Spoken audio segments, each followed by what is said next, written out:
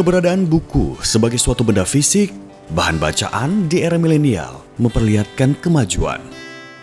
Buku secara fisik berubah menjadi bentuk elektronik. Dunia maya menyediakan tempatnya dengan segala kemudahan. Mudah karena buku dapat dibaca di mana saja dan kapan saja. Istilahnya, berada di dalam genggaman. Namun seolah berbanding terbalik jika disejajarkan dengan konten media sosial di era milenial. Posisinya tertinggalkan, terabaikan, karena hanya segelintir orang yang rutin membaca buku.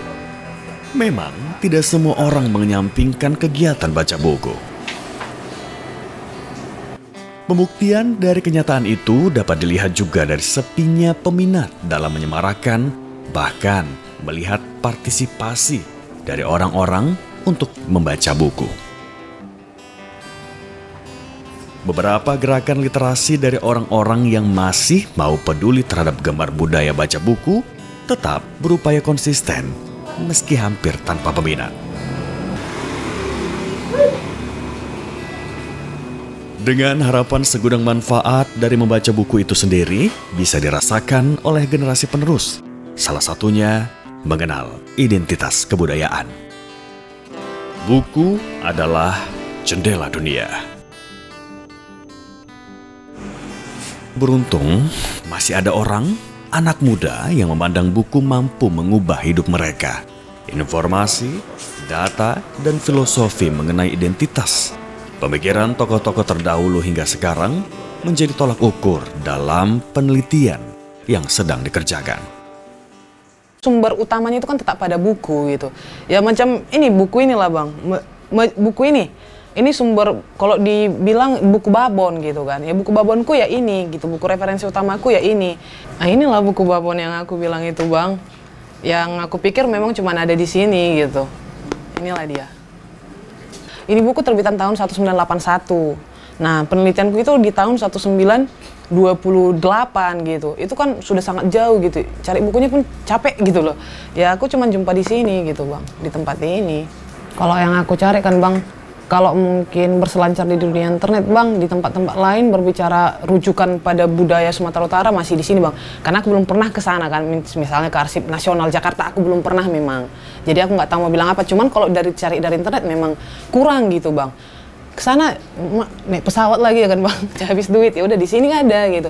Ya memang cuma di sini bang, di tempat yang aku memang pernah datangi, yang memang secara bentuk fisik pun ada gitu. Jadi Anda pernah baca buku perkembangan hidup terkait dengan Jawa juga?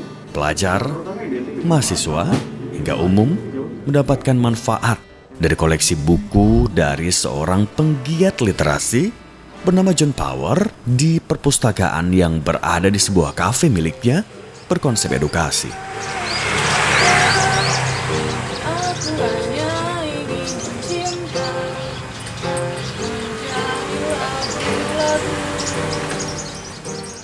Buku-buku tema lokal, buku-buku mengenai identitas kebudayaan yang sudah tidak lagi diterbitkan ataupun dicetak kembali yang bersifat langka dan penting sengaja diarsipkan di perpustakaannya. Jumlahnya banyak.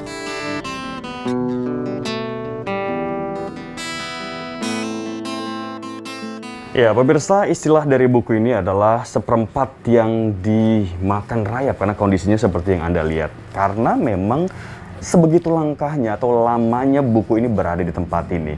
Ya, hampir semua dari ratusan koleksi buku ini adalah buku-buku langka yang sangat jarang sekali ditemukan yang bercerita atau isinya terkait dengan perkembangan sejarah dan budaya yang ada di Indonesia, terkhusus adalah Sumatera Utara seperti Batak, Jawa, Melayu, dan juga etnis lainnya. Untuk itu kenapa di tempat ini buku memang benar-benar menjadi jendela dunia.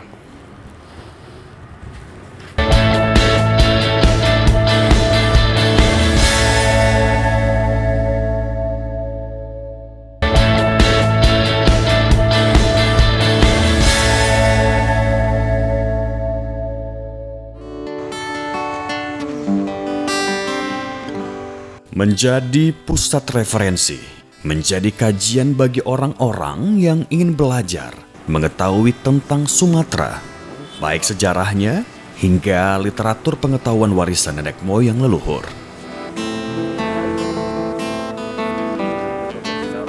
Buku-buku di literasi kopi yang berisi tentang dokumentasi Sumatera, literasi tentang Sumatera, mengantarkan aku untuk perspektif yang lebih mengerti secara menyeluruh, begitu loh, dari berbagai sumber, mulai dari penulis-penulisnya dari Sumatera sendiri atau dari luar negeri, dan itu membuat aku kembali lagi menjadi generasi muda yang mengerti ajaran Batak, budaya Batak, dan bisa bangga menjadi generasi muda Batak. Ketika aku ngebaca buku gitu kan, terutama yang sesuai dengan ajaran nenek moyang, ajaran Batak, di situ aku belajar kalau orang Batak itu segitu luar biasanya terhadap hutan, sebegitu menghargainya. Seperti misalnya kalau kita menebang hutan, itu nggak boleh kita menebang satu pohon berdekatan dengan pohon yang lain, harus diperhatikan. Nggak boleh pohon yang kita tebang menimpa pohon yang lain. Gitu juga misalnya kalau ada perayaan tertentu, ternyata nenek moyang kita Batak itu nanam pohon gitu loh. Nah kita kan nggak tahu, kita taunya itu dari baca buku gitu loh. Jadi dengan kata lain, nenek moyang kita udah jadi aktivis lingkungan zaman dulu, kan begitu. Kita sebenarnya sebagai orang asli, sebagai suku Batak begitu, sebenarnya adalah pegiat lingkungan itu sendiri pada setiap harinya, dan itu yang diyakinkan dengan buku-buku yang aku baca dari literasi kopi. Aku anggota perpustakaan yang banyak banget, mulai dari perpustakaan Sumatera Utara, Pasar USU, dan lain sebagainya. Dan aku jarang sekali menemukan buku-buku yang fokus di bidang dokumentasi tentang Sumatera gitu loh. Bahkan buku-buku yang banyak aku temukan adalah tulisan-tulisan asing dari penulis asing gitu kan.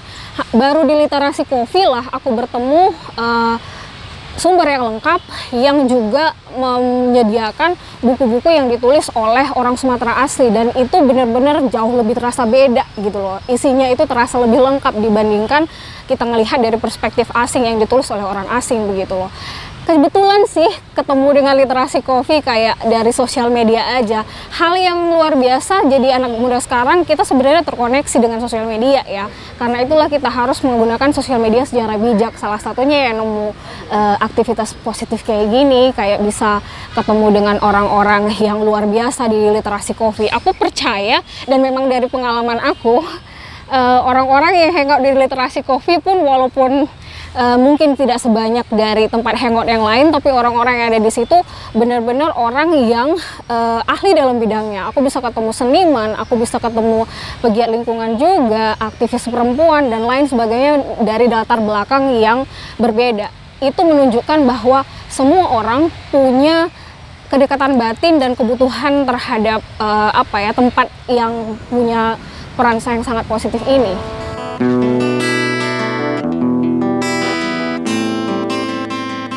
Begitu perlunya pengarsipan buku-buku fisik, terutama buku bertemakan lokal di era digital.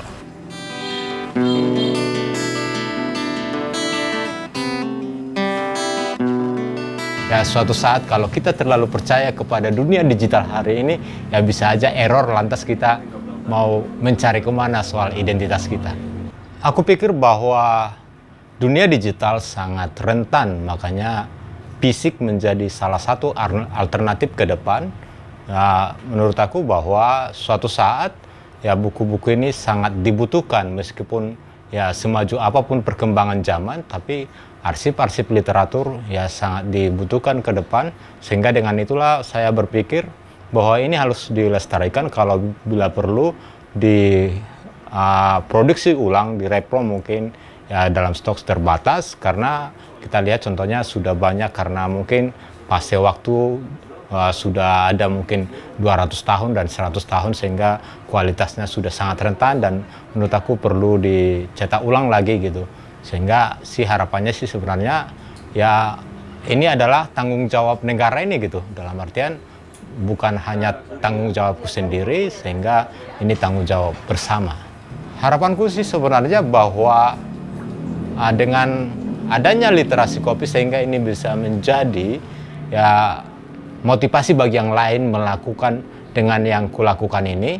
Karena juga jujur saya juga nggak sanggup dengan konteks mempertahankan ini, tapi dalam artian saya selalu mencoba dengan sisi kreatif melakukan crowdfunding untuk tempat ini, urun dana. Contohnya bagaimana campaign urun dana secangkir kopi untuk literasi. Ketika 1.000 orang, di antara follower literasi ada 11.000 orang, ada 1.000 orang menyumbang 10.000, 10 juta, ini udah clear gitu. Padahal dia hanya menyumbang senilai secangkir kopi gitu.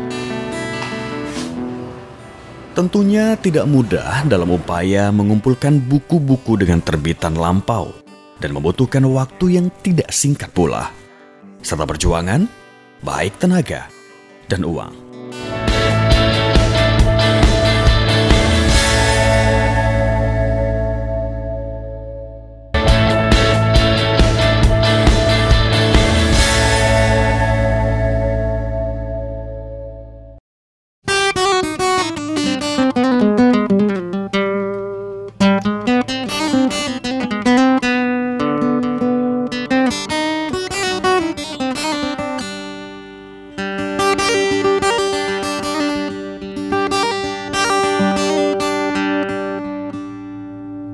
Akulah Medan, cinta yang menjelma kota. Saat guru dan putri Brian menyatu jiwa di pernikahan Alir Deli dan Babura. Akulah Medan, cinta yang membasuh ambisi. Literasi dan kopi. Literasi merujuk kepada kemampuan serta keterampilan seseorang dalam membaca, menulis, dan lainnya, hingga potensi memecahkan masalah dalam kehidupan. Peran buku atau bahan bacaan apapun bentuknya, baik elektronik maupun dalam bentuk fisik, sangat diperlukan keberadaannya. Tentu bukan hanya saja ada, namun mesti dibaca. Refleks gitu ya. Kalau nggak tahu dengan hewan lah, gitu lah dulu. Coba kan? Sementara kopi yang jadi tren, gaya hidup yang seolah menjadi kebutuhan kebanyakan individu, khususnya anak muda, generasi penerus. Ya, kalau untuk di literasi kopi sendiri sih, kupikir ada sekitar 6.000 buku, tapi khusus untuk tema yang konsennya adalah mungkin ada sekitar 5 buku dengan tema lokal, tema Sumatera.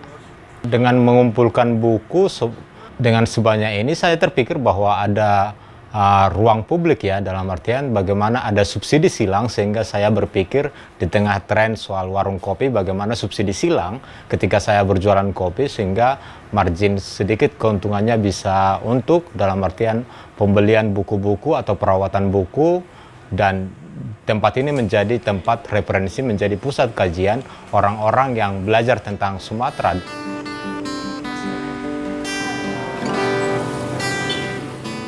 Bukan tentang bagaimana mendapatkan hasil atau keuntungan dari sajian kopi yang dibeli oleh pengunjung, namun lebih kepada eksistensi, bukan gengsi.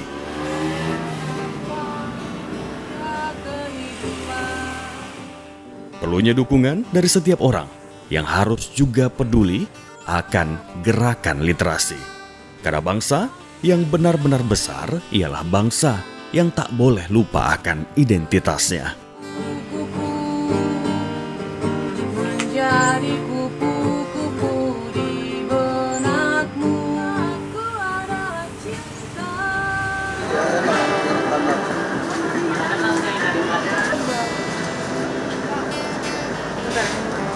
Stres kerja, beban kerja, terus apa lagi? Buku lama adalah buku baru bagi mereka yang belum membacanya.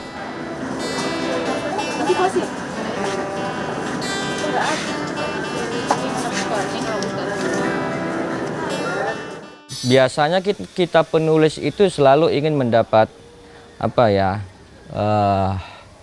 poin penting dalam tulisan kita itu yang biasanya informasinya itu tidak update. Artinya begini, ada peristiwa sejarah misalnya yang kemudian sekarang tidak diterbitkan atau tidak dituliskan ulang, sehingga kita butuh reference atau data yang berdasarkan data yang yang historis itu kan biasanya dari buku-buku lama, cetakan lama yang tidak dicetak ulang gitu loh.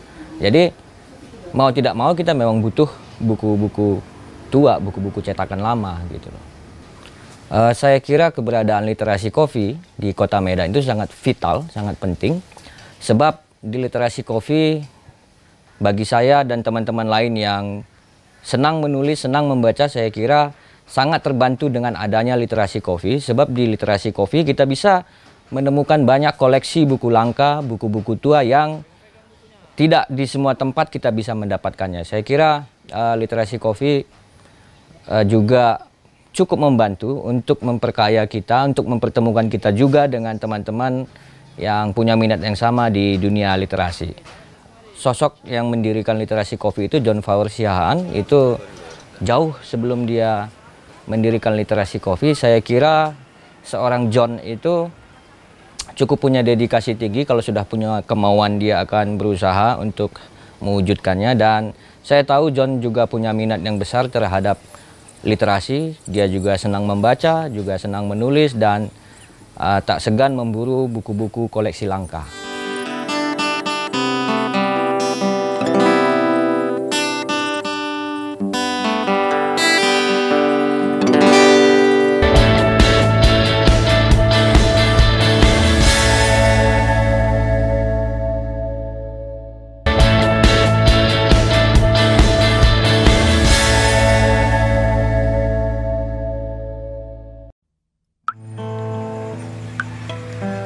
Turuna tondi, turuna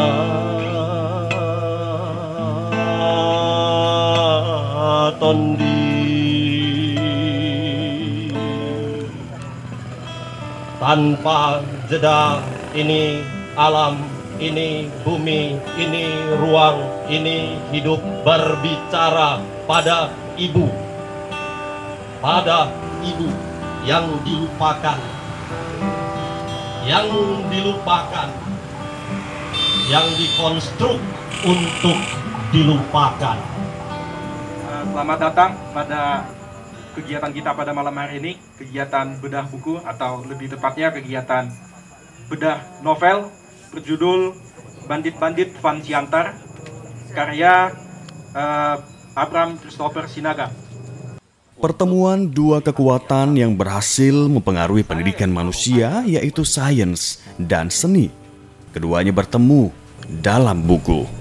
Pada malam hari ini, Jumat 18 Juni 2021, di Literasi Kopi, ruang publik yang dibanggakan oleh warga Kota Medan, kita akan membahas novel ini bertema sejarah, begitu, atau lebih tepatnya sejarah kolonialisme. Fungsi dalam memperkaya pengetahuan itu, literasi kopi berperan lebih dari sebuah jawaban. Sains, seni, dan juga kemanusiaan. Itu seringkali membuat, kalau kita cermati, tempat ini sudah berkontribusi kepada orang banyak. Ya, begitu juga pelajar kemarin ketika mereka ada program dari kementerian mencoba menggali potensi-potensi lokal, nilai histori mereka, ya, dan mereka bisa mendapatkan apa yang mereka cari. Kebetulan di sini rutin beda buku, ya, kadang-kadang ketika kita diskusikan bukunya, dia ngapresiasi, dia kasih titip satu buku atau dua buku di sini gitu. Melakukan hal-hal yang sangat berguna itu tidak terlalu sulit, sehingga yang perlu dilakukan adalah memberikan kepercayaan kepada publik, sehingga publik tetap bisa mendorong, membantu. Dalam artian, ya kalau kecil pun, tapi kan kalau dia secara kuantitasnya banyak, itu akan sangat besar energinya gitu, bisa menyelesaikan contohnya soal apa yang kita butuhkan gitu.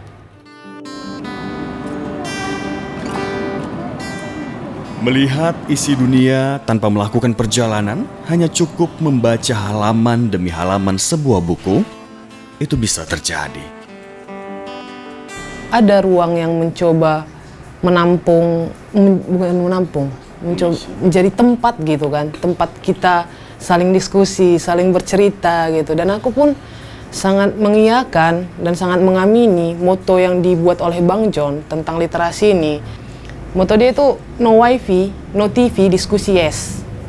Dan yang terakhir itu moto dia itu datanglah mencari cinta katanya. Cinta seperti apa? Apakah cinta kepada pasangan? Pikir enggak gitu. Cinta kepada diri sendiri, cinta kepada manusia, cinta kepada sesama. Datanglah mencari cinta katanya. Jujur aku nggak bisa konser 100% kalau nggak ada kopi. Jadi perpaduan antara literasi kopi, yaitu literasi dengan kopi adalah perpaduan sempurna. Di mana kita bisa nggak cuma belajar, tapi benar-benar belajar dengan fokus yang luar biasa karena kafein ya. Jadi udah keren banget sih konsepnya.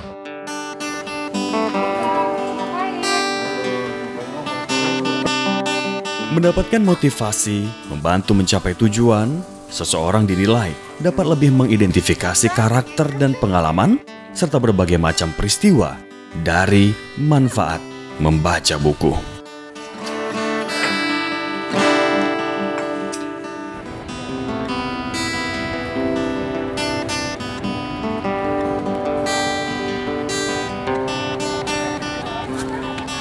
Ya, pemirsa, di toko buku yang ada tepat berada di inti kota Medan ini memang menjadi solusi bagi orang-orang yang ingin mendapatkan referensi. Namun referensi ini didapat dengan membutuhkan atau mengeluarkan uang.